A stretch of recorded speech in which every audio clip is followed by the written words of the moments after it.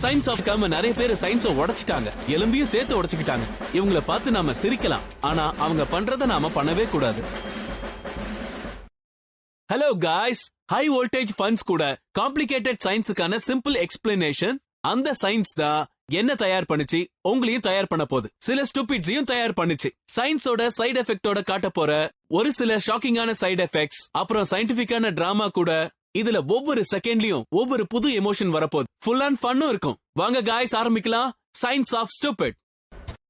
இன்னைக்கு வரைக்கும் மெஷர் பண்ணிருக்க காத்தோட ஸ்பீடு என்னன்னா, அதுவும் சூறாவளியோட ஸ்பீட். அது எவ்வளோனா 483 km/h. அதுக்காக தான் சொல்றேன் ஃப்ரெண்ட்ஸ், இயற்கை தாயை நீங்க தயவு செஞ்சு கோவப்படுத்தாதீங்க, அது நல்லது இல்ல. சரி, அதை விடுங்க. நிறைய பேர் தன்னைத்தானே டேரிங் குருன்னு நினைச்சுப்பாங்க. அவங்களோட நினைப்பு எப்படி இருக்கும் தெரியுமா? எந்த ஒரு ஓகே காய்ஸ், அது என்ன பொருள்னு சொல்லுங்க. பாக்கும்போது அது முன்னாடி ரொம்ப அழகா இருக்கும், ஆனா பின்னாடி ரொம்ப அருமையான இன்ஜின் பவர் இருக்கும். இருங்க, உங்க ஆர்வத்துக்கு கொஞ்சம் அணை போடுங்க, நானே சொல்லிடுறேன். வேகமான காத்த நீங்க மீட் பண்ணுங்க, அப்புறம் இந்த எக்ஸைட்மெண்ட்ட கொஞ்சம் ஃபீல் பண்ணுங்க. ஒரு சில நேரங்கள்ல ஸ்டேரிங் கூட உங்களை நல்லா ஏமாத்தும், அதுவும் ஒரு வகையில எக்ஸைட்மெண்டா தான் இருக்கும். விஷயம் என்னன்னா கப்பலோட்டிகளே, உங்களோட ஃபன்னுக்கு இந்த மாதிரி எண்டிங் கொடுக்க வேணாம்னு நினைச்சீங்கன்னா அப்ப நீங்க இந்த சயின்ஸ பார்க்கணும். இல்லனா உங்க முகம் அகோரமா மாற ரொம்ப நேரம் ஆகாது. நாஸ்கார் ஸ்டைல்ல இருக்கிற ஒரு V8 இன்ஜினை 13 ஃபுட் அப்படின்னா 3.96 மீட்டர்ஸ் லென்த் இருக்கிற அலுமினியம் போர்ட்ல பொருத்தி கிட்டத்தட்ட 128 km/h ராலி பண்ணி பார்த்தா எப்படி இருக்கும்னு சொல்லுங்க. ரொம்ப தமாஷா இருக்கும், நீங்களே பாருங்க. Jet speed boats. இது ரொம்ப டைட்டான டர்ன்ஸ் எடுக்கும். இதுல டிரைவர் அப்புறம் நேவிகேட்டர் ஒவ்வொரு செகண்டும் கிட்டத்தட்ட 7 Gsக்கான ஆக்சிலரேஷனை அவங்களால உணர முடியும். இந்த அற்புதமான ஸ்டன்ட்ஸ் செய்யணும்னா லைட்னிங் ஃபாஸ்ட் ரியாக்ஷன்ஸ் அவசியம் தேவைப்படும். அதே சமயம் பாக்குறவங்களுக்கும் ஆக்ஷன் தேவை. சொல்ல போனா நிறைய பேர்கிட்ட நிறைய பணம் இருக்கும். அவங்க போட்டை ஒரு சூப்பர் ஃபாஸ்டான ஹைட்ரோப்ளைனா கன்வெர்ட் பண்றதுக்காக நிறைய செலவு பண்ணுவாங்க. இதுல ஒரு விஷயம் சொல்லவா? போட்டோட ஸ்பீட நீங்க 10% இன்க்ரீஸ் பண்ணீங்கன்னா அதோட லிஃப்டிங் பவர் 20%. ரெண்டாவது லா என்ன சொல்லுதுன்னா, எவ்வளவு வேகமா ஒரு ஆப்ஜெக்ட் கீழே விழுமோ அது லேண்ட் ஆகும் போது அதோட இம்பாக்ட் ஃபோர்ஸ் அதே அளவுக்கு இருக்கும்.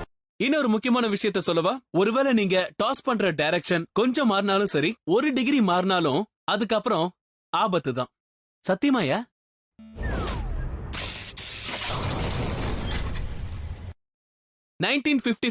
வேர்ல்டுலயே முதல் முறையா பஞ்சி ஜம்பிங்கிற ஃபன்னி அட்வென்ச்சரை உருவாக்குனாங்க.